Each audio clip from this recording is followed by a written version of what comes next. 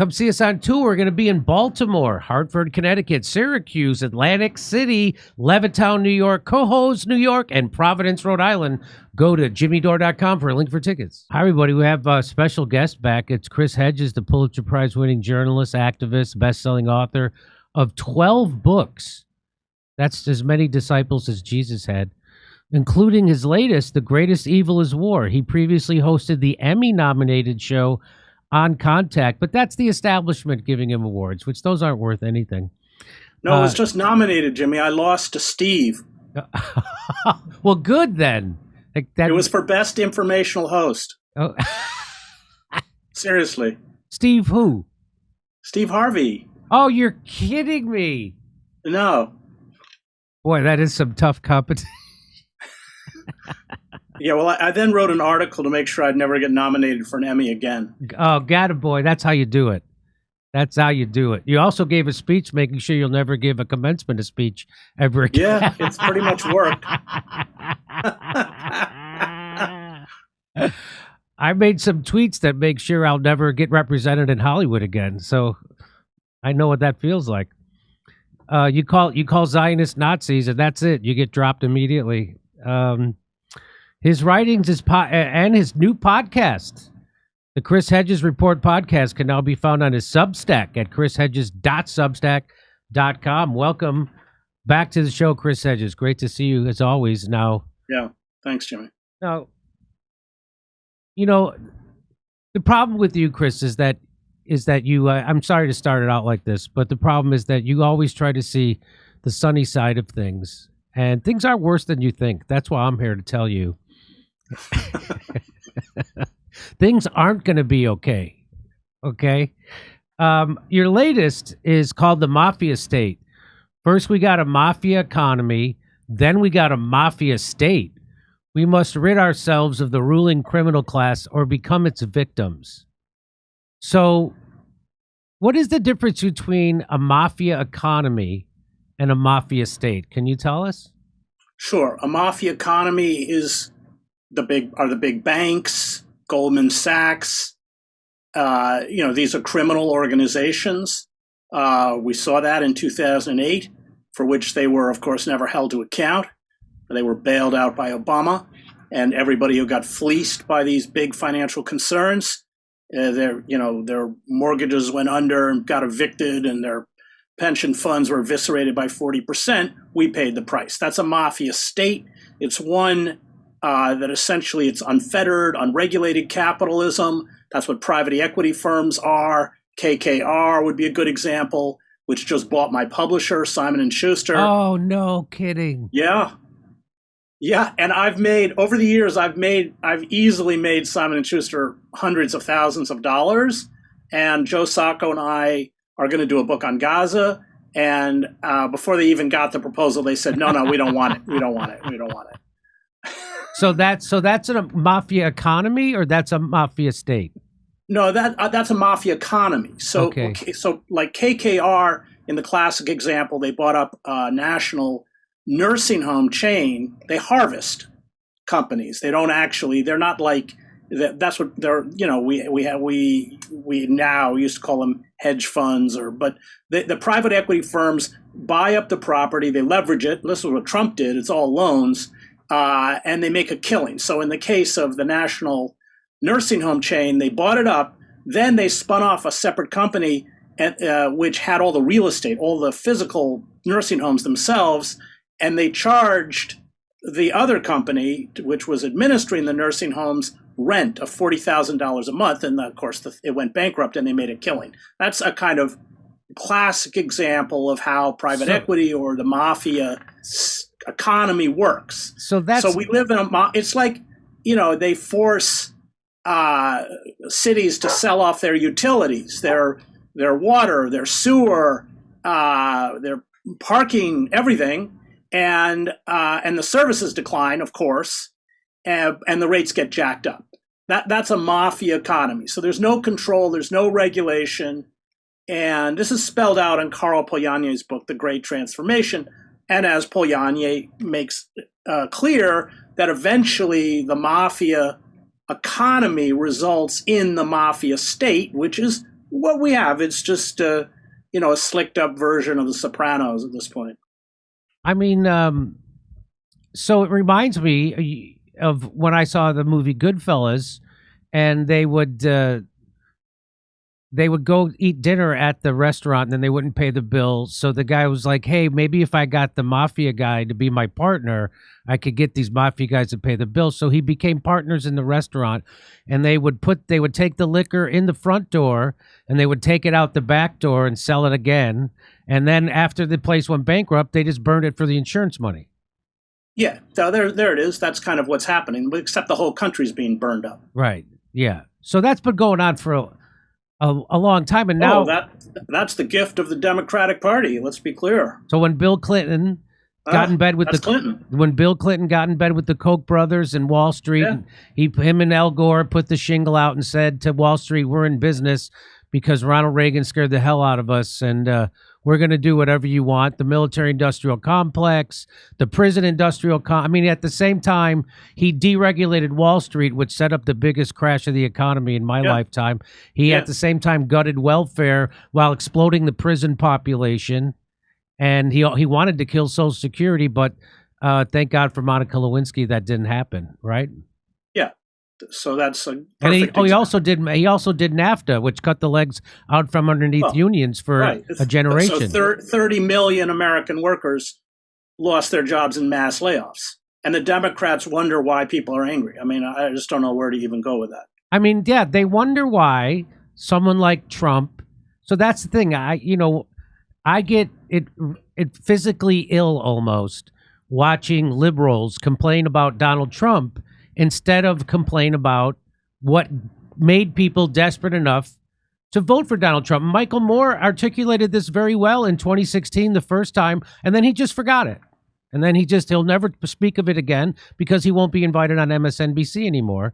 And so he just stopped doing that, and he had Trump derangement syndrome instead of that's been the whole point of this show since it started, was how did we get here? And we got here because of Bill Clinton and Barack Obama. Of course, George Bush and Dick Cheney were horrible, but everybody knows they're horrible going in.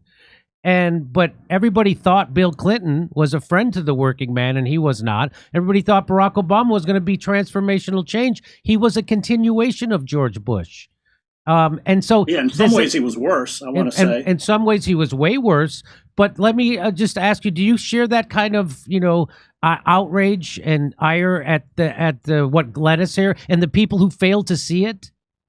Yeah, I mean, that's my book. I mean, you take all of the books that I've written in the last 15 or 20 years, they've hammered home that theme, that kind of assault and that decay has a political cost, whether it's death of the liberal class, empire of illusion, days of destruction, days of revolt, America, the farewell tour, American fascists, of course, the Christian right and the war in America.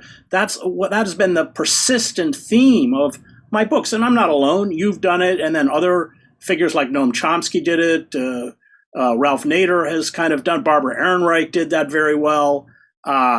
Chalmers Johnson. I mean, there were a few of us, but we were just ignored. We were ignored. And what's so scary and so frightening, because fascism is always the product of a bankrupt liberalism, is with the postmortems of the Democratic Party. They've learned nothing. I just read what that odious guy, what's his name, Carville. James Carville? Yeah. And it's they think it's all about messaging. Yes. We just didn't get our messaging right. No, when you're being evicted from your house and your town, all the industry is gone and the supermarkets are boarded up and there's an opioid crisis and suicides, and you're working 70 hours a week just to survive, and you don't have health insurance, or if you do have health insurance and you get sick, you can't pay the premiums and you go into bankruptcy. That has nothing to do with messaging. That has to do with a very, very real and physical assault on the working class. I don't know what world these people live in, but it's not I think we talked about this last time. I think you called the last Democratic convention like the Stepford wives. I mean, I actually likened it to the old Stalinist Politburo. It's frightening. So there's no opposition. to what's coming at all. No meaningful opposition at all. They don't stand for anything. The Democratic Party.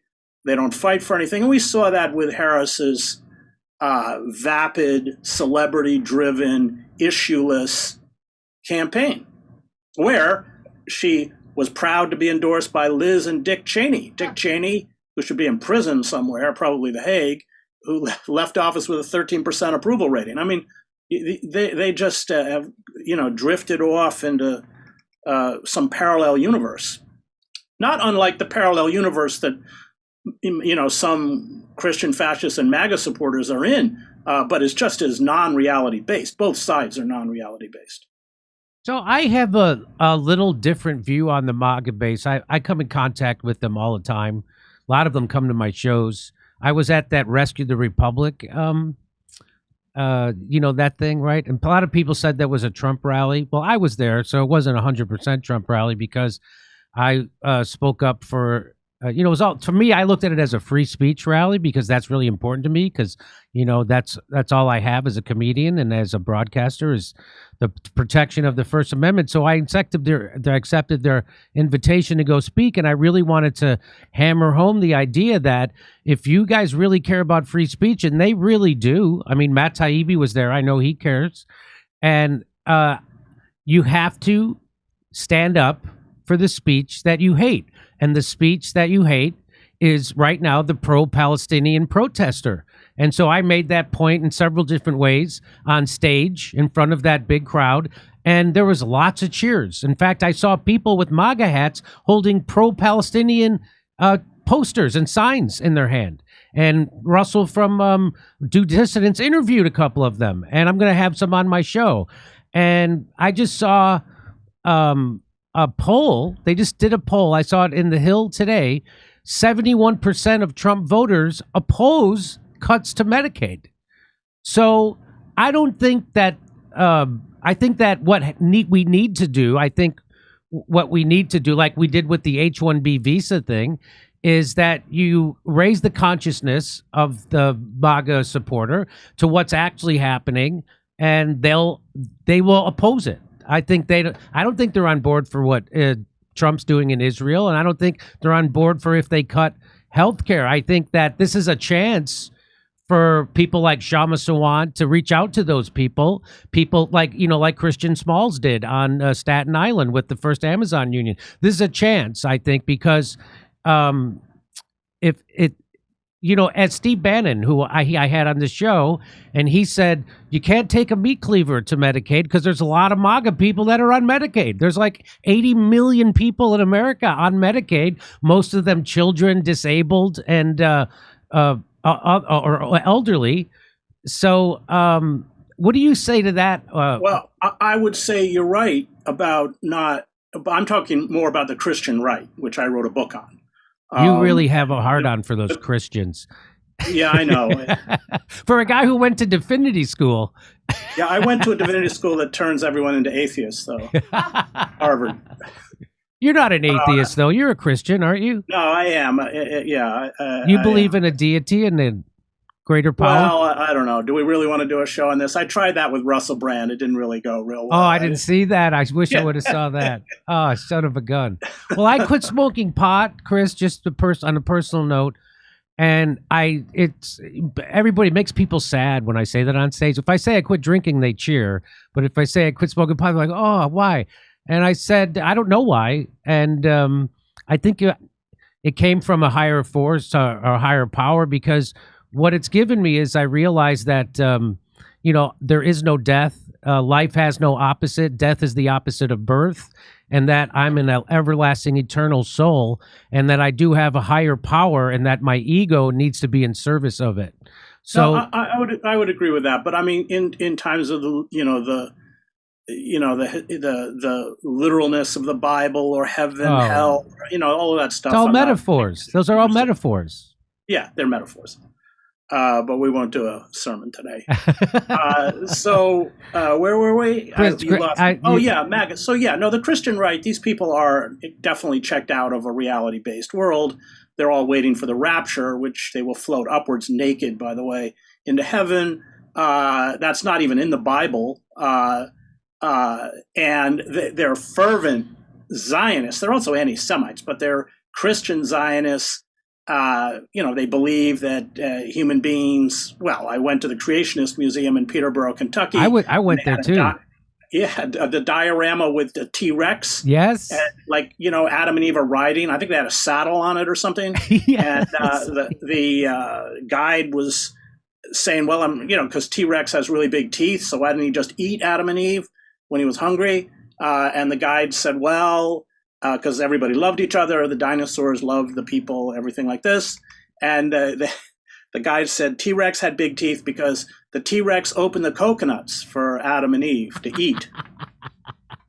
So, but do you think that that's the majority of Christians? You would say that's a minority of Christians, or is it? No, it's a tens of millions of Americans. It's the most ideologically radical or militant base of the MAGA movement. I mean, the connecting tissue on January 6th were, this kind of Christian fundamentalism. But no, I think you're right. I think a lot of people voted because they just, the anger towards the Democratic Party is not just one of not addressing their needs. And just to go back, by the way, to Bannon's comment about a meat cleaver, never forget they took a meat cleaver to welfare. I mean, they've taken meat cleavers to stuff people like. Before, 70% of the original recipients on welfare were children. I know. Bill Clinton did that.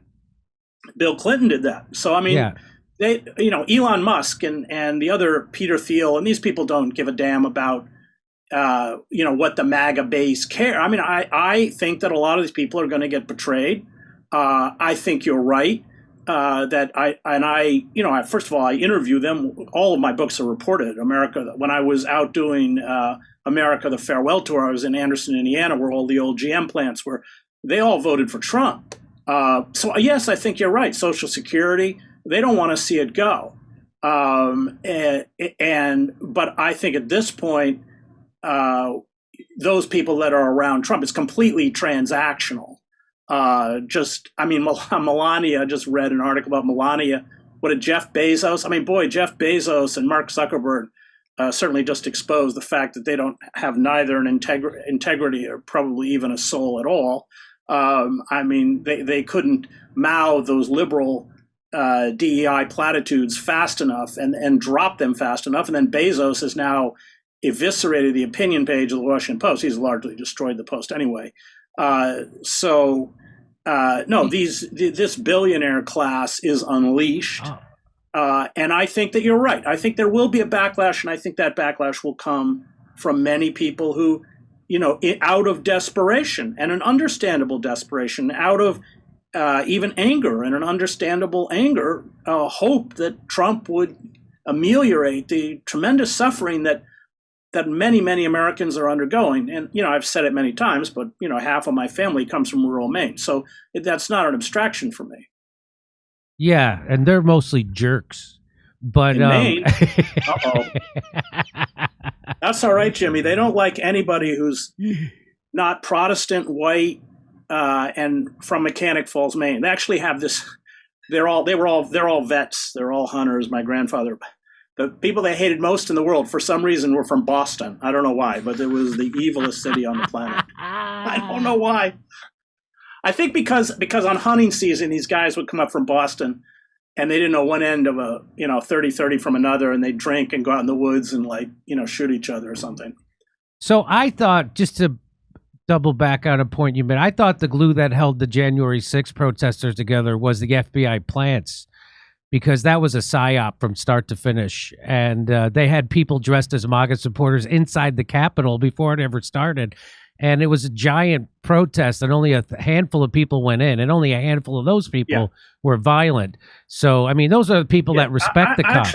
I wrote a column about it, and I interviewed their lawyer, and I said, look, most of these people, at best, can be charged only with trespassing. Right. And they're getting these draconian sentences. It was really. Did you see the videotape of Nancy Pelosi? So the whole point of that was because they were afraid that they couldn't beat Donald Trump at the ballot box again, and they wanted to make sure he could never run again. And so they wanted to get him on an insurrection, inciting an insurrection. And what they wanted to do was get them to trespass on federal property. And there's a videotape, an underground videotape that most people have not seen, that she's saying, "We got him. We've got him. They're now. They're now." Have you seen that? No. Yeah. I mean, Nancy Pelosi is. Yes. And she's so that was a setup. That was 100% set up. I mean, if you talk to the insider whistleblowers, even the Capitol Police Chief said it was. So it was 100% set up. And so I have sympathy for those people because they were just protesting an election they thought were stolen from them, just like the other half of the country protested because they thought that Vladimir Putin stole an election from them, right? And they just annulled an election in Romania for that same. So the fascism from the left is brazen, and it's more insidious because people don't see it. People see the fascism from the right. Sure, but the party of censorship and the party of war is the Democratic Party. I mean, Taibbi with Twitter files. I wish Matt had done also the shadow banning and all that kind of stuff for those of us who speak out about Palestine, because I'm sure that was also pronounced on behalf of the Zionists. But it's a completely. I don't. This has been my position for a long time. I worked for Ralph Nader. I don't think that the Democratic Party is reformable.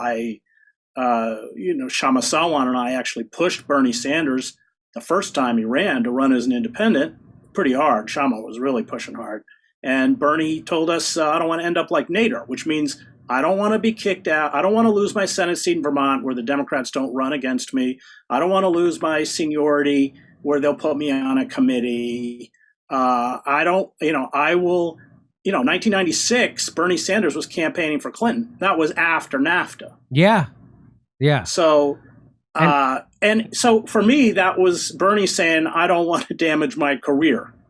And look at AOC and the squad. I mean, it's just, I don't think the Democratic Party taints and corrupts anybody who begins or initially begins to espouse progressive views. I mean, turning his political revolution into a campaign for Hillary Clinton, which, by the way, he couldn't draw any crowds. I mean, he would draw 10,000 people, and then when that started, he was lucky to get 50 people in a room. You're not exaggerating, by the way. I know. Was that some people who were at a rally when he was rallying for Hillary Clinton, meaning Bernie Sanders, in Iowa after he'd endorsed her, there was barely 100 people in that room. And I was there just a few months earlier, and you couldn't get inside the room. Yeah. There were there's lines outside the building. Anyway, Bernie Sanders is the biggest political disappointment of my life. I guess, I projected a lot onto him, as Carl Jung says. I projected all these things onto him. And boy, oh boy, he's not any of those things. In fact, I think it's more insidious. I think we would be better off without people like Bernie Sanders and people like AOC in the Congress, because I think you said, I'm probably quoting you, that it gives people the false idea that there's somebody inside the Congress fighting for them. Yeah, exactly. Well, that's why the Democratic Party allows them to exist. That's right. Every election cycle, it's the same old story. Like sites like Common Dreams, for instance, will print my columns. As soon as the election cycle stops, I don't appear. Because I'm hammering the system, I'm hammering the Dem. Then I'll reappear magically after the election. So, it's my last big hope for the Democratic Party was a thing called Force the Vote. I don't know how familiar you are. Yeah, you did that. That was a great idea, but that requires political courage, and that's something that they don't have, including the squad, of course. Boy, they came out. I got it from all. I know what it feels like now. They got it, man. It was worse than when I debunked Russiagate. It was worse than that. I mean, I had most of my friends in Hollywood stop talking to me when I wouldn't endorse Hillary Clinton. And from the executive producers of Modern Family to, open micers, they all turned their back on me. And my whole thing was, why don't you want to make her come get your vote? Why wouldn't you want to have she's supposed to come get our vote? And they're like, no, like for some reason, people who vote Democrat think it's their duty Like they let down the politician that she didn't win. They let Hillary down somehow, and she didn't win. But yeah, that was it for me. Was forced to vote. So did you have any hope for that? Because I actually thought it would work. No, I didn't think it would work, but I was glad you tried it. Oh, okay. I've not voted for a Democrat since 2000. Even with Obama. So Kucinich gave me Obama's 2-year voting record in the Senate. He said you better read this. And it was just one corporate giveaway after another. And as Dennis said, this is the scorecard. I'm making fun of Dennis, but this is the scorecard. And he said, don't get fooled by everything else. Well, thank God he gave that to me. So, boy, I was like trying to get this information across and being booed off of stages in Berkeley. Well, that's what they'll do. Yeah, I felt for it, just like I felt for COVID at the beginning. I felt for Barack Obama. I so wanted him to be everything he pretended to be, and then very quickly it was clear he was not. And I still, for some unknown reason, voted for him in 2012. Yeah, it was horrible. The Occupy wall. For instance, I thought he was serious when he said that he was going to give us a healthcare plan, and he wouldn't sign one that didn't have a public option. That was his pledge. And here we are, for 17 years, almost 2 decades later, and we still don't have a public option. But Joe Biden said that was his alternative to Bernie's Medicare for All, and then the Democrats never brought it up again. Not one time. Did Bernie bring it up, or the squad bring it up? Commentators, Democracy Now. Nope, nobody brought up the public option after Joe Biden got elected. Wasn't that kind of shocking? Yeah, but there were all sorts of promises that Biden made, raising the minimum wage. Yeah. I mean, a lot of promises that didn't come to pass. And let's go back to Obama. Obama killed the public option. Yes. The White House killed it. And then he got all these NGOs, which had been fighting for the public option, to say, well, we got to get behind Obamacare, which was shoving a defective product down our throats, because we got to get Barack reelected. We can't damage his presidency. I mean, they sold us out too. I mean, let's not forget all these NGOs have been co-opted largely, including environmental groups, by the Democratic Party and by the fossil fuel industry and everything else. The whole system is pretty rotten. Yeah, let me just read a little bit from your article, and because I like how you end it. It's really great. But you say America is a full-blown kleptocracy. The demolition of the social and political structure begun long before Trump makes a few very, very rich and immiserates everyone else. Mafia capitalism always leads to a mafia state. The two ruling parties gave us the first. Now we get the second. It's not only our wealth that is being taken from us, but our liberty. I think that happened a long time ago, too. But since the election of Donald Trump, Elon Musk, currently worth $394 billion, saw his wealth increase by $170 billion. Mark Zuckerberg, worth $254 billion, saw his net worth increase by nearly $41 billion. You know what? He just bought a yacht that's 430 feet. That's 130 feet longer than a football field. But Jeff Bezos' yacht is 450. So his is 20 feet shorter because, Mark Zuckerberg is a man of the people.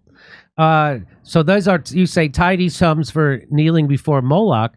We have at the same time wiped out 90% of the large fish such as cod, sharks, halibut, grouper, tuna, swordfish, and marlin, and degraded or destroyed 2/3 of the mature tropical forests, the lungs of the planet. But the planet is actually, first of all, I like sushi. And then I try to block this part when I eat it, that we're overfishing the oceans, but we are doing that. But I saw a thing, Chris, in 2017, NASA released a study that said because of the rise of carbon in the atmosphere, that there has been a greening of the planet. Are you familiar with that? That the fact the planet is greened by over the size, there's more greenery now than there was 20 years ago by the size of the United States. Like, that's how much more greenery. So, anyway. But Jimmy, the two kind of lungs and watersheds of the planet, the boreal forest, or the boreal forest, because it wraps all the way around the globe, and the rainforests are being destroyed. Yeah, that's true. And isn't it funny that when I saw Bill Gates, he was asked at a conference, should we plant more trees? And he said no. He said no. He said, are we going to be the science people or not? I'm like, what? So I don't know if he's invested in a tree cutting business, or I don't know, or if he's going to invent fake trees in a lab, or I don't know what his scam is, but he always is running one. So did you see when he said that? No, but Gates it's again, completely transactional. So yes, in terms of his medication policies and everything, it's all about making money. I mean, these people, you wonder when they have that much money why they need more, but it's a kind of disease. I went as a scholarship kid. I went to boarding school with a lot of these uber rich, the Mellons and all that other Rockefellers went to my prep school. Yeah, it's like they never have enough. It doesn't matter how much they have. Yeah. But there's something pathological about that vast accumulation of wealth, which we won't get off on Gates, but that's totally what Gates is about. So he just hasn't figured out a way to sell us trees. That's all. That's it. You're right. Yes. So lack of access to safe drinking water.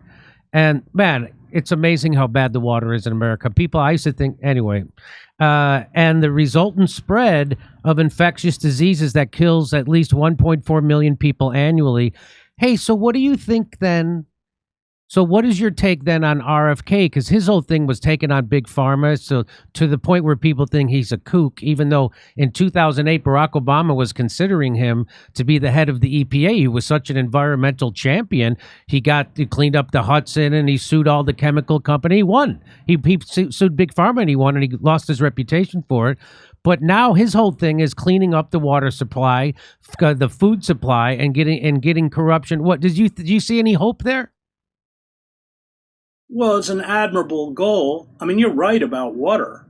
And of course, all these poor kids who have lead poisoning in cities like Detroit from the water. So he's right about that. And you're right. He was a very courageous and successful environmental lawyer. And Big Pharma is a monster. They buy patents and then jack the price up by 1,000%. They, of course, are shoving all sorts of drugs. I mean, we know that when they get a new drug, they'll just invent a disease to sell it to us. You can go on CNN. I mean, I don't watch CNN, but I put it on in the car because I love the commercials. It's all for like people going bankrupt or people who need some kind of drug I've never heard of or some kind of disease I've never heard of that has like all sorts of side effects right up to, approaching mortality. So yeah, big pharma's. I have no trust or sympathy for big pharma. That's part of the whole for-profit healthcare system, which is extractive. I mean, it's awful. So let's skip ahead a little bit. Carbon dioxide in the atmosphere is well above the 350 parts per million. That was considered to be the breaking point, but we've been past that for a long time. That's right. And the people who used to tell me about that, like John Kerry and Barack Obama and Bill Gates and Jeff Bezos and Mark Zuckerberg, they keep buying beachfront property, and they keep flying around the world in private jets, and so it's hard for me. I'm questioning it now. I was a diehard climate change guy, and after Russiagate. After the Ukraine war, after the Syrian gas attacks, and especially after COVID, which was the biggest, I can't say what it was, pulled on America and the world, a virus created by our own government, funded by our own tax dollars, and then, which it wasn't, I don't want to get into it, but I question it. Am I crazy to question the climate? Right, because I see how all the medical journals are now infected with big pharma money, so they suppress. Look what they did to ivermectin and hydroxychloroquine, miracle drugs. And they made them sound like they were poison and horse paste and fish tank cleaner. And meanwhile, they're saving billions of lives every day, safer than Tylenol. So I see how, I got into it with the editor of the British Medical Journal, and I exposed him for being under the thumb of Big Pharma. It wasn't hard to do because I was able to do it. I'm not a genius. So after I saw how absolutely corrupt the medical system is from top to bottom, to where they can intimidate my local doctor and my local pharmacy. I'm quite, put it this way, I'm at least questioning. I know the people who scream the loudest about climate change don't believe it. So what do you say? Are you skeptical at all? I do worry about climate change, but I'm with you on Russiagate, obviously. I mean, that's how I lost my job at the website Truth Dig, both Bob Scheer and I, because we challenged that fictitious narrative that Trump was a Russian asset and all this kind of stuff. And so all the well-heeled friends in Malibu and not Malibu. Is it Malibu? Is that in California? Yes, all the rich, that's it. Yeah, Malibu at her little club didn't like her anymore, so we were gone. The publisher. No, I'm with you on all that, but on climate change, I worry. But you're also right that everything's been bought off. I mean, you have, look, I live not far from Princeton University, and you have BP funding the climate science. And so what are they doing? They're doing junk science. They're doing geoengineering and all. So you're right. This big money has infected the pharmaceutical industry, the health industry, everything. And all these environmental groups have been bought off too. Yes. So I'll get into animal agriculture, but agriculture is as pernicious a contributor to global warming as a fossil fuel industry. But big ag, buys it up. You can't. I'm a vegan because of that. That's. So yeah, you're right. The whole system is essentially dominated by these corporate oligarchic interests that and their interests are not our interests. So you talk about the followers of this movement deferred to a leader they believe has been anointed by God. They embrace the illusion that the righteous will be saved, floating naked upwards into heaven, which isn't a bad way to float to heaven, at the end of time, and the secularists they despise will perish. This retreat into magical thinking, which is the foundation of all totalitarian movements, explains their suffering. It helps them cope with despair and anxiety. It gives them the illusion of security. It also ensures retribution against the long list of enemies: liberals, intellectuals, gays, immigrants, the deep state, blamed for their economic and social misery. Some of those people actually deserve it, though. You say Karl Polanyi am I pronouncing that correctly? Polanyi? Polanyi, in The Great Transformation, writes that once a society surrenders to the dictates of the market, once its mafia economy becomes a mafia state, once it succumbs to what he calls the ravages of this satanic mill, it inevitably leads to the demolition of society. The mafia state cannot be reformed. We must organize to break our chains one by one, to use the power of the strike to cripple the state machinery. We must embrace a militant radicalism, one that offers a new vision and a new social structure. We must hold fast to moral imperatives. We must forgive mortgages and student debt, institute universal health care, and break up monopolies like BlackRock. We must raise the minimum wage and end the squandering of resources and funds to sustain the empire and the war industry. We must establish a nationwide jobs program to rebuild the country's collapsing infrastructure. As long as that jobs program doesn't come with imprisoning the Japanese like it did the first time. We must nationalize the banks, pharmaceutical corporations, military contractors, and transportation, and embrace environmentally sustainable energy sources. None of this will happen until we resist. And so I agree that the future and the hope is what you're talking about there, and what Shama talks about, workers uniting across but it's got to be a class movement. It has to have a class critique. That's right. And it can't start with LGBTQ, and it can't start with white supremacy, and it has to just be class, right? Am I wrong about this? That's right. Yeah, and that's why I was with Shama this weekend in Workers' Strike Back meeting she had in Seattle, because she embraces that, and so do I. I remember once talking to Ralph Nader, and he said, look, who cares whether they support Trump or they don't support Trump? If you're trying to organize a union for a Walmart, he said, that's what we've got to do. We've got to organize unions to confront Walmart and Amazon. And of course, we're going to, if especially in Walmarts and probably in Amazon distribution centers as well, you're going to run into a lot of Trump supporters. But the point is to challenge the real centers of power, which are corporate or oligarchic. And that in and of itself, these are Nader's words, is an educational process, because when these centers of powers react, they teach you who has power and what the cost of confronting power is. But yes, I know you've long said this, Jimmy. I'm in total agreement. This is where Shama's coming from. It's also something I've always said. These woke campaigns, this kind of virtue signaling has just been an effective way to sever us, in particular from the white working class. And that, whose interest does that serve? Ask yourself.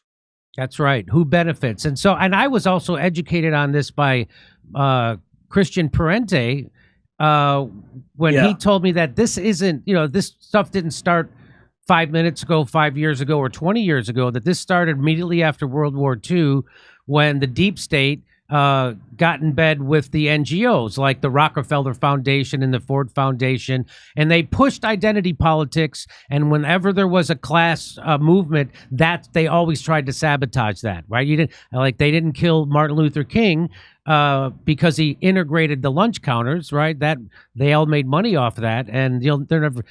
But when he did a poor people's march on Washington D.C., he didn't do a black people's march. He did a poor people's march. Same thing with Malcolm X. He realized it wasn't black white. Same thing with Fred Hampton. So I'm with this. So that's why I like. So a lot of times people have criticized you for being a doomsayer, right?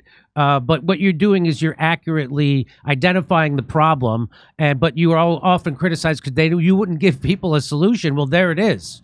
So there's the solution. You got the solution, and people need. I've been preaching this everywhere I go, on stage, off stage, on my show, that we need to come together.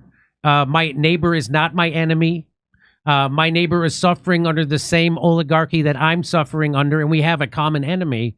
And we need to come together to fight that common enemy. Yeah, well, so at the end of my book, American Fascists, I write that, because I went there with a liberal bias, towards these people. But when I heard their stories of dislocation, evictions, sexual, domestic abuse, substance abuse, you'd have to be heartless not to feel for them and the train wreck of their lives that many of them endured. And at the end of the book, I said, look, you're not going to argue these people out of their magical thinking, because it's the only thing they have left to cope with a world that has been unremittently hostile towards their existence.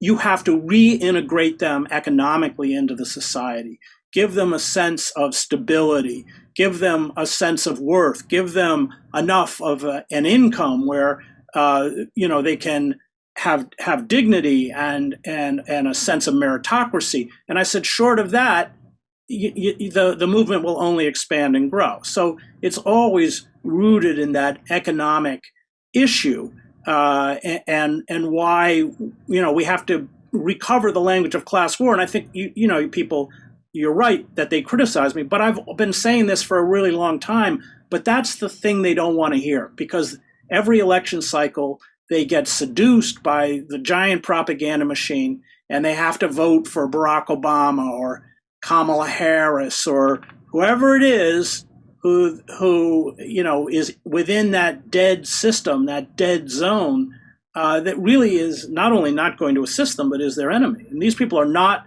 the Democratic Party leadership is not a friend of the working class. The Republican Party isn't either, but neither is the Democrats. They sold us out in the worst way. We should have walked out on the Democratic Party in 1994 with NAFTA. We should have turned our backs on them.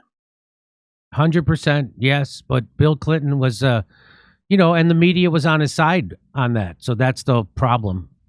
And so places like your show, this show, Glenn Greenwald, that were the antidote to that media, and that's why they try to suppress us. And you've been deplatformed plenty, and we always have to look over our shoulders for debanking. And so before I let you go, I want to show you. I don't want to. I try not to have heroes because your heroes will always let you down, right? And then that hurts. But I did it with Bernie Sanders, and but so Glenn Greenwald's always been, you and Glenn have always been in that realm for me. And I was watching Glenn. He did this segment in response to something that you had written, and I wanted to show it to you because here are my two people I admire greatly having different opinions on this, and I want to get your opinion on what he had to say. So it's about 4 minutes, and we'll listen to it. Okay. Quote, "Hi, Glenn. It's fascinating to watch the success of Doge, what's being exposed with U.S. aid, etc., and two of Trump's most controversial picks, Tulsi and RFK, being confirmed. It does seem like we're headed for some sort of renaissance or course correction long overdue. I'm curious about your take on Chris Hedges' recent remarks about the empire self-destructing, which is the alternate way of viewing these events. Here is his first paragraph. Quote, the billionaires, Christian fascists, grifters, psychopaths, imbeciles, narcissists, and deviants who have seized control of Congress, the White House, and the courts are cannibalizing the machinery of the state. These are self-inflicted wounds characteristic of all late empires, which will cripple and destroy the tentacles of power. And then, like a house of cards, the empire will collapse." I do, without all of that invective that he put there, and I'm not sure why that's there, just leaving that question to the side for the moment, I do think that a lot of what's happening is through necessity. The reality is that this American empire is unsustainable. I'm not somebody who thinks the minute the United States government has a deficit or even debt, that's kind of apocalyptic. It is not the same, and I've never accepted the analogy that just like a family has to balance their budget, so too do governments. Governments can use debt financing and have for lots of different reasons, but that doesn't mean there aren't limits on them. And if you look at the debt of the United States and what is required to be serviced, just the interest payments alone, and then you lay on top of that the trillions and trillions of dollars that we've spent on foreign wars all over the place, it is obvious that needs to be reined in. Even if you're morally supportive of it, even if you think it's strategically advantageous, it's simply not sustainable. The United States cannot continue to sustain the level of debt that it has and the policies that generate that. So I think a lot of what Trump is reacting to and a lot of what Elon Musk is doing is almost an inevitable recognition that there has to be a radical course correction. But at the same time, I think it's an important course correction. I do not think that American empire has been good for the world. And often the argument is, well, even if it wasn't good for the world, the alternatives would be worse. We don't have to live under a single superpower or a single empire. In fact, most of world history has not been a unipolar world. There is a benefit from balancing powers. And yes, that was tried in the 18th and 19th century, and it often produced wars, this idea that we were going to have a balance of powers and no one would be dominant. But it just simply is the fact that if you look at how many wars the United States has started, how many of the wars the United States has fueled, how many of the wars the United States has fought, how many of the proxy wars the United States fuels, so much of the world's violence emanates from the United States. And there have been empires in the past that would use wars to use it as conquest, take land, take assets, and for a while that can be fed, but ultimately even those empires collapse because it just becomes so sprawling and so unmanageable.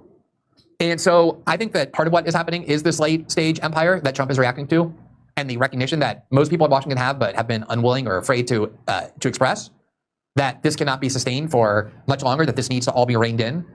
But I also think in the case of Trump, there is a real ideological conviction that most of what the United States does in the world when it comes to interfering in foreign countries, trying to control foreign countries, trying to start wars, is very bad for the United States, very bad for American citizens. I believe there's an ideological conviction there.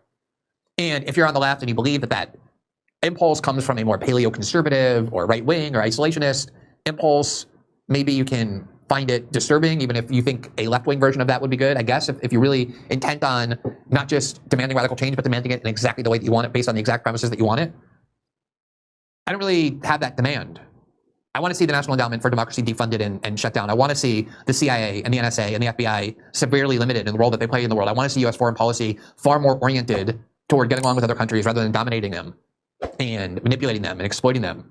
I want to see the military-industrial complex radically reduced so that it doesn't have an incentive as its only profit and power mechanism to constantly start and fuel wars. And whether this comes from this kind of an ideological perspective or that is far less important to me than the fact that it happened. And so when I see it happening, I'm going to be encouraged by it. I'm going to applaud it. I don't have a need to call the people doing it deviants or psychopaths or whatever. In fact, the first thing that we saw from Donald Trump was the imposition of a ceasefire that ended, at least for some time, the single worst expression of state violence I've seen in my lifetime, which is the absolutely nauseating, complete destruction of the society of Gaza and the lives of 2.2 million people by Israel, funded by the United States. That came to an end because of Donald Trump. You want to call people psychopaths and deviants and monsters, call the people who funded those things, which are Democrats and the Biden administration. And certainly they didn't have opposition from the Republicans, but they were still the ones who did it and who stood up every day and defended it and financed it. And to me, the way that you judge a person is by the outcomes they produce.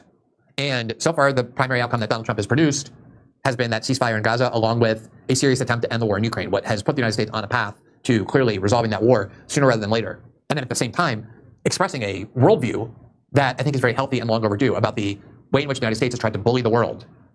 Elon Musk said that the United States has been bullying the world, has been interfering in other countries, and we should start minding our own business. So whatever you think of the people who are doing it, and whatever you think of their motives, or whatever you think of the impulses that are driving it, seeing these things being done and hearing these things being said are things that I regard as extremely positive. And all along, from the very beginning, when I was far less negative about Trump and the emergence of Trump and the Trump movement than most people were who had been associated with the left, the reason for that is that I could hear and see this realignment. And so could neocons. Neocons left the Trump movement, were petrified. It did everything to sabotage it because they understood what I understood as well, which is that their project was endangered by a Trump-led Republican Party. And it was for exactly that reason, the reason that neocons hated him, that I found potential value in Trump and in the Trump movement and in the realignment that he could usher in, knowing that the Democratic Party would never deliver any of those things, that reforming the Democratic Party or trying to work within it or whatever was a fool's game. That was something I believed for a while and then saw the futility of it for so many reasons. And then with the emergence of Trump, it got even worse because they became defenders of establishment dogma and institutions of authority. And so all the things that made the Democratic Party irrevocably rotted intensified a great deal. And I think you're seeing the wisdom of that view being vindicated in just the first weeks of the Trump administration. So go ahead. I mean, I share a lot of what he said. Like the fact that the neocons were against Trump made me pique my interest, and they're against Tulsi, they're against Cash, they're against RFK, and so what would you like to say? Well, I mean, first of all, I know Glenn and have deep respect for him and have for a long time. I think he didn't. I think he just read the first paragraph of my article. That he kind of misrepresented what that article was about.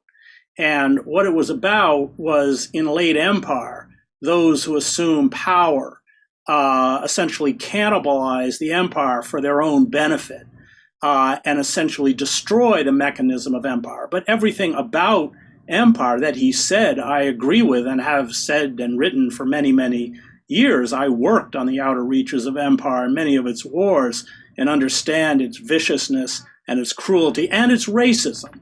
Empire, the outer reaches of empire, empire itself is the external expression of white supremacy. It's always racist. Iraq, I was in Iraq. The way that U.S. soldiers referred to Iraqis, sand and the N-word and Haji. It was so, I don't disagree, but I think he missed the point. And I talked specifically about AID. AID, like many NGOs, became weaponized by the empire. And so the National Endowment of Democracy became a way, one of the interesting things is that these tools were used to bring down Jeremy Corbyn. If you look closely, they fund any group that is against a government that expresses any kind of autonomy. They use aid as a weapon. So for instance, in Haiti, they helped rebuild the airport in Port-au-Prince, but the quid pro quo was Haiti would vote to keep Cuba out of the Organization of American States. It's always weaponized. I saw it overseas. Groups like AID essentially do in a public way what the CIA used to do in a covert way. And by destroying AID, they don't actually understand one of the fundamental tools that empire uses. So you use aid as a way to reward people and support people who are compliant and surrender to the dictates of empire, and punish people who oppose it. That's why Evo Morales threw AID out of Bolivia. So the point was that these people like Musk, they don't actually understand how empire works. I hate empire. To the core. I covered the wars in Salvador and Guatemala and Nicaragua. I've seen it up close. And I think Glenn just misrepresented I mean, I'm going to hold with the fact that their deviance and all that kind of stuff. I think the moral rot is pretty high, as it is in the Democratic Party. Hunter Biden, and I think everybody is essentially, morally bankrupt on both sides. So yeah, that was the point that I was trying to make, that they don't know how to manage, because are they going to close the 800 military bases? Trump loves power. I doubt it. And the Republicans right now are trying to push through a bill where will increase military spending by $100 billion over the next 10 years. So the point is they don't know how to manage empire. It's not that, and I would disagree on this one point with Glenn in terms of intent. I mean, Glenn's position, your position, my position is, let's bring the empire down. It's no good for anyone else. It's no good for us. I don't think that's their position. I don't think so. There are all these reports now, B-52s being flown over towards the Middle East. I don't know what they're there for. I don't know. Where we're going to do, which is Netanyahu's wet dream of bombing Iran. I mean, and look at his fantasy about Gaza. I mean, I will give Trump this. Biden administration, Blinken, they all knew what the end game was for the genocide in Gaza. It was not a secret, but they just lied about him. I mean, Trump was completely. I mean, that's like, you got to hand it to him that way. He's more honest in that sense, kind of in spite of himself. And then there was just this little thing he sent out. I don't know if you saw, Jimmy, where he was like, it's a cartoon of like the Riviera, and yes. It begins by showing pictures of like Gaza all bombed out, and next thing you know, it looks like Dubai, and there's a golden statue of Trump, and okay, I mean, so yeah, I think Glenn probably didn't do a close read of what I was saying, but I everything he said about empire, of course, I agree with, and I've been saying for a really long time. I just don't think the intent. I don't think the intent of the Trump administration aligns with what he wants, what I want, and what you want. I hope I'm wrong. I hope I'm proved wrong, but I don't think so. Do you think there is an ideological commitment or an ideology that Trump has of non-interventionist? I think he's a puppet of Israel. But he's made. Well, he's ending the Ukraine war, which is going to really hurt me because I have a big bit about the Ukraine war in my special, which I just taped last weekend. Uh-oh. So that's horrible. But I wish he could keep that war going at least until July. But but I'll take it. I'll take it on the chin I'll take one for the team. But he is ending that war, and he has talked. At least he's given lip service to being friends with Russia and China. And did you hear when he said he wanted to get together so we could all reduce our military spending by 50%? Yeah, I mean, no, we spend more money than the next 10 nations combined, right, including Russia and China. So it's disproportionately right. Look, you and I have long opposed the proxy war in Ukraine. And been very vocal about it. And I think that ending the war is a positive. It's an unwinnable war. It was designed primarily to degrade the Russian military at the expense of Ukraine and Ukrainians and isolate Putin. That's what it was always about, any war of attrition. I mean, the odious Henry Kissinger even said at the beginning of the war, it should be stopped and there should be land for peace. And we won't get into the history of Ukraine and the real, very real campaign against ethnic Russians. That's all real. Not to mention the promise of not expanding NATO beyond the borders of a unified Germany. I was actually there. I heard Hans-Dietrich Genscher, the then German foreign minister, and James Baker say it. So, yeah. But of course, what he wants is to align himself with Putin, because I think that authoritarian model is one that he admires and wants to emulate. I mean, Trump is just transactional. He wants the rare earth minerals. Now Putin's offered him more rare earth minerals. We've got Jeff Bezos paid $40 million for a puff piece on Melania Trump, of which she gets, I think, 26 million. And now that's not enough. So she's getting corporate sponsors. I mean, it's just completely transactional. He's just a grifter. I don't think he has an ideology particularly. But Project 2025, I mean, they can't put an executive order in front of him fast enough and hand him his Sharpie to sign it. I think he probably has only a vague notion of what he's doing. There are very nefarious ideological elements behind this. And look, I'm trying to get my way through the Project 2025. It's a tough read. I don't know if you've tried to read it, but it's important because, and in there they talk about expanding, essentially destroying any kind of diplomatic at the State Department and any kind of diplomacy. And, it's just all about the hammer and expanding the military budget and military presence globally. That's all 2025. I mean, if that was Donald Trump's real agenda, why would Dick Cheney oppose him? Why would the neocons oppose him? Why would most of the establishment Republican Party be never Trumpers? Why, if that was really his agenda, why would they would exalt him? Well, I think on that aspect, people like Dick Cheney, in terms of expanding the military footprint, they don't oppose it, but they oppose it on everything else. Essentially that, we didn't get into the deep state. The deep state is real. The deep state is a hostile force towards Trump, without question. We saw the heads of all of the intelligence communities, once they left office, essentially seek to discredit and destroy Trump in terms of this whole fictitious Russian asset stuff and Russian. So why are they doing? So that I still don't understand. I think it's because he ran as a non-interventionist. He ran on getting us out. That's why they opposed him in 2016, because he said we'll get out of the Middle East.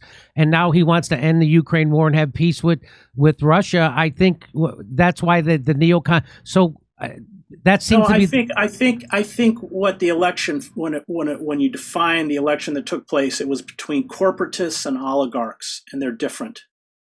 So corporatists want stability because they make long-term investments. They want stable trade deals so they can get all their tax money out of here and import goods without paying tariffs. They want the decorum of an Obama or, Biden. I don't know how much decorum he had, but I mean, so oligarchs are different. Oligarchs want chaos. Oligarchs want to rip down the superstructure. And it's because it's pure rentier economics. They want to create toll booths. That's what the cloud capital, it's what Yanis Varoufakis calls techno-fascism. So that's how, Jeff Bezos, he doesn't really make anything, but if you want to get anything, you got to pay him to get it.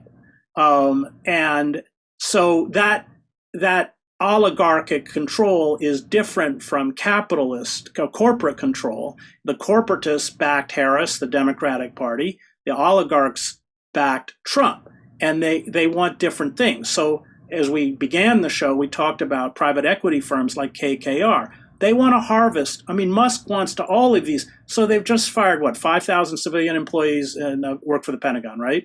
I think there's 1 million civilian employees that they want to get rid of all of them and just outsource. Everything gets outsourced, they make money off of. So that's an oligarch agenda? Yeah, they want to destroy the Department of Education. So everything gets privatized. Everything is going to be privatized. So that's not that's not. So getting rid of the Federal Department of Education, that's not about putting the money back into the states and having them do it. No, it's about funding charter schools, quote unquote Christian schools. But that's what Obama was for too. I mean, no, I'm not saying, Jimmy. Don't get me. I don't like Obama. No, I'm just saying. But that's a corporatist. I always thought I saw that as a corporatist agenda. Well, it was all online education. Yeah, but they didn't go to the extreme of wanting to close the Department of Education. I mean, what we're talking about is a kind of, yes, the irony is that the corporatists created the oligarchs. They created these figures by essentially through unregulated capitalism. But there is that tension within capitalism, as there always has been, between corporatists and oligarchs. And now the oligarchs run the show. I mean, you can see they're all Thiel and Musk, and they're having a field day, and they're going to make money that we can't even dream of. I mean, so but what they're doing is weakening they're harvesting the government. You know who wrote about this was Karl Marx. He said in the late stage of capitalism, when they can't extract wealth from an immiserated population, they actually extract wealth from the very structures that made them wealthy and destroy it. That's Karl Marx. That's what's happening. So who is the oligarchs would be people like Jeff Bezos, Zuckerberg, Musk, Larry Fink from Blackwater, right, and Peter Thiel. Those would be the oligarchs. And who would be the corporatists? Well, they'd be the people who run GM. They'd be people who make things. Okay. You know, the people who actually make things in sweatshops in Monterrey, Mexico. I mean, GM, which moved its plants from Anderson, Indiana to Monterrey. So all the union jobs are gone. They pay workers in Monterey $3 an hour. They get to drive the trucks back into the United States and sell them to us at the same price, and they make a lot more money. So those are people who deal in physical products, physical goods. Think of oligarchs primarily as people who set up toll booths between you and services you need. That's what the for-profit healthcare industry is. They set up toll booths and they extract massive amounts of profit. They own your utility. They own anything that you need. Which should be a public, part of the public infrastructure. They take over, and of course, what they really love to take over is things we can't live without, which is like healthcare. Nobody chooses to get, cancer or something. So Jeff Bezos basically created a platform. He didn't create the products that are sold on his platform. He just created that thing, and now he's like a toll booth for you. Every time you buy something, you have to pay a toll. But Musk actually makes things. He made the electric car, which Tesla made him most of his money, and now he makes satellites, and he's a contractor. Yeah, but where does he get a huge proportion of his money from? The federal government. Yeah, he's the biggest parasite there is. Yeah. I mean, what does he own? 60% of the satellites? I think that's right. Yes. Yeah, 60%. And how many of those work are essentially, is the U.S. government paying him to use? Right. That's right. And then AI. Don't forget AI. So, those Tesla cars are just iPads on wheels. Everything that you say, every music everywhere you go, all that information is captured and sold. So Musk is in this kind of what Giannis calls techno-fascism, is in deep. Okay. Do you have any more time? I have one more thing I'd like to talk to you about. Yeah, sure. So I was very happy. I was one of those people. I was happy about Kash Patel taking over the FBI, even though he's a horrible Zionist. That seems to be the price of admission into any administration. You have to become a horrible Zionist, and then of course I hear people like you, and it takes away my joy. But here I had Christian Parenti. He wrote this article. It said progressives should cheer Trump's FBI purge. The Bureau bullied anti-war radicals like my father. And he says Trump 2.0 is a battle-hardened and arrives with a wrecking crew and an aggressive plan to dismantle or weaken the key institutions of America's unaccountable security state. He says this is good and necessary. And let me just show you what he said when I had him on the show. This is what he said. Well, I'm supportive of his going after the FBI because the FBI is out of control for better part of a century. It has targeted primarily the left, including organized labor and all manner of social movements. It's been very destructive. It hasn't just repressed the left. It's also actively engaged in misdirecting and confusing the left. And it's a real problem. It's not just that it's a nuisance, but it is a real threat. It is a cancer within American democracy. So I think this is a very important opportunity to deal with this rogue agency. And many on the left will say, well, they'll just replace it with something worse or as bad. But we don't know that. And also, there's going to be an opening. If they actually dismantle this thing or cripple it or really attack it, that's going to undo all sorts of an institutional legacy, an institutional knowledge, which is unhelpful for democracy and unhelpful for progressive politics. So get rid of it and pressure the government, pressure the Trump administration to make sure that there isn't some recreation of the FBI. Also, it's unrealistic to think that you can recreate almost a century of something overnight. I mean, this is an agency with really serious momentum, a legacy of intimidating and bullying. So that's the kind of abstract reason, and more specifically, as I mentioned in this piece for Unheard, my father, Michael Parenti, was a radical, anti-imperialist peace activist in the 60s and 70s, and was targeted by the FBI, not as badly as members of the Black Panthers who were, imprisoned and killed and stuff like that. But my father was beaten up pretty badly by the cops and harassed for a long time by the FBI, got his file, had a thick file. They bothered my mother, So I was raised with these guys being the enemy, not in some abstract sense, but like rather tangibly. So that's why I'm in favor of removing these bullies from our politics, if possible. So I share that view. I've had people push back on me saying things like they're just going to replace the old goons with the new goons. Do you agree? What do you say? Do you agree with him, or? I agree with his characterization of the FBI. I mean, the FBI was really created to destroy leftist movements. And I mean, they ruined so many lives, including Billie Holiday's, and they went after jazz singers, if you remember. Yeah. No, they were awful. We know from COINTELPRO, and of course they murdered Fred Hampton and withdrew the FBI protection from Martin Luther King after he denounced the Vietnam War. And both King and Johnson and the FBI knew damn well what that meant, given the plethora of death threats against him. So I agree with his characterization, but I do think they're just replacing the old goons with goons who are going to be loyal to Trump. Nobody's talking about getting rid of the FBI or let's talk about the CIA, which has probably done more damage and across the world.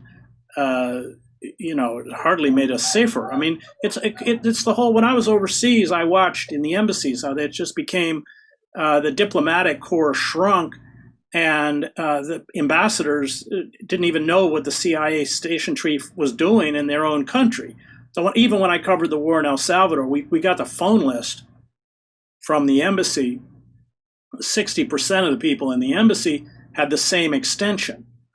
Because it was the CIA, including the deputy director of the Phoenix program. So there's been a long assault against diplomacy and against the diplomatic corps and a militarization within, the diplomatic corps. We got off in the CIA, but I don't see it. I think he's going to bring it to heel, because he is not wrong. I'm talking about Trump. He's not wrong in the sense that these institutions actively sought to bring him down. There's no question about that. And anybody who has any doubts about it, as soon as these guys left office, they couldn't be on CNN and MSNBC fast enough. Clapper, remember Clapper? Yes. James Clapper. I sued him. I sued him actually in the Supreme Court. But is that when Clapper was what? And how did that turn out? Well, I and a bunch of journalists sued him because of the belief that we were being surveilled by the NSA, and it was Clapper versus Amnesty International. So I was one of the journalists in the suit, and the federal lawyers got up, this was before Snowden, got up in the court and said, if any of these journalists were actually being watched by the government, we would tell them. Yeah, that's the world we live in, Jimmy. And so the Supreme Court said, well, then I guess there's no case. Just like wasn't it Clapper who said to Congress that they don't gather, right. They don't surveil normal America? Well, of course they do. That Edward Snowden proved it. Yeah. Well, yeah. So anyway, that's an aside. But this is still kind of a mystery to me. Then why did the deep state, if Trump is just going to do all those things in Project 2025, why did the deep state oppose him so vehemently? Because they can't, because he's impetuous and they can't control him, and he's an embarrassment to the empire. So even in Biden's severe cognitive decline, they could still push him out in front of a teleprompter. I mean, yes, he'd read turn right and stuff like that, and stumble over, words with more than two syllables. And he did what he was told. Obama did what he was told. I mean, they don't trust him to manage the empire, and they're not wrong about that. I mean, he's not a good manager of empire. That's why. Yeah, meaning. Yeah. Okay. Well, destroying AID. AID is weapon. I know because I worked for 20 years in the global South. I watched how AID worked. It is a really dark. The sad thing is that they do have programs for clean water, and it's all transactional, and HIV, and I hate to see that go. But on the other hand, it's a dark force, and it is used. It's completely weaponized, and but that's an example of how they don't know how to manage empire if they want to maintain the empire, and I think they do. I think Trump loves power. He loves being able to, wield the big stick. I think he wants. I mean, I'm not saying you're wrong. I'm saying that, like I told you before, I don't have faith, but I have hope. So I have hope that he actually has an instinct of non-interventionalism, and that he is transactional in a way that's positive, right? It doesn't matter why he wants to make peace with Russia. It only matters that he does.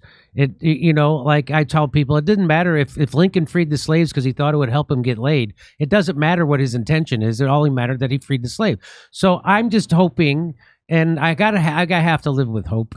And so I'm hoping that, if Trump doesn't go along and start a World War III with Iran, I mean, that would be horrible if he did that. I'm hoping he doesn't do that. It looks like he might. Yeah, I agree with you that, we rewrite our own history. Lincoln was not actually an abolitionist. He wanted to send the blacks to, I don't know, to Africa or somewhere. And it was really the abolitionists. It was Frederick Douglass and these forces that, the abolitionist movement before the war they were just seen as kind of dreamers. And then, of course, because of the Civil War, Lincoln's hand was forced. So yeah, you're right about intent. I feel that way on Ukraine. I just want the thing to stop. I don't, if he wants to go, have dinner with Putin and, join the dictator club, fine. I think that probably is his motive. I just thought the war in Ukraine was insane from the start, and long opposed it. So you're right about that in terms of that particular issue, but I think his overall intent, and again, we will see. Time will show. I think his overall intent is not to do what Christian Parente, who I also love and think is great, and you and I want, which is dismantle empire, dismantle these organs of internal security, like end the wholesale surveillance. Restore civil liberties, deconstruct the carcel state. We didn't even talk about that. 2.3 million Americans, 40% of whom have never been charged with physically harming another human being. I mean, it's insane. And of course, it's just a form of social control for the poor, particularly the urban poor. So I don't think that there is that intent to restructure the society. On particular issues like Ukraine, that's a plus. But I wouldn't extrapolate that to say that he's going to restructure society in the way that it needs to, or he is going to dismantle empire. But again, that's conjecture. I never met Trump. I don't know many of the people around him. I know Tulsi Gabbard. That's about it. So I don't know. Well, okay. Well, I'm going to have hope. Well, you know what Johnson said about, he said, when you get divorced and remarried, it's the triumph of hope over experience. Well, listen, I'm sure the animals thank you for being a vegan if they could. So that's a great thing. I really appreciate you coming on and being generous with your time. And I always look forward to talking with you. Everybody should check out Chris Hedges' Substack. Doing great work. He's all self-contained now. This guy doesn't have any sugar daddies. No, you told me to do this years ago. So. It's working out for you. Yeah, it is. But they forced me to follow your advice. Yeah, I know.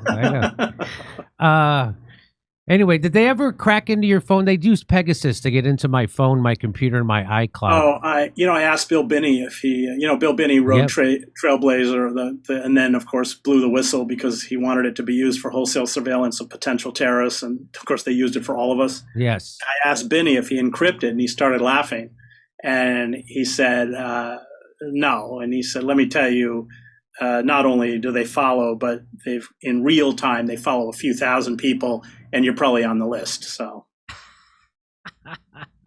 yeah, it's. I know. There's no getting out of it. Okay, all right, Chris Hedges. Thanks again. It's always a pleasure.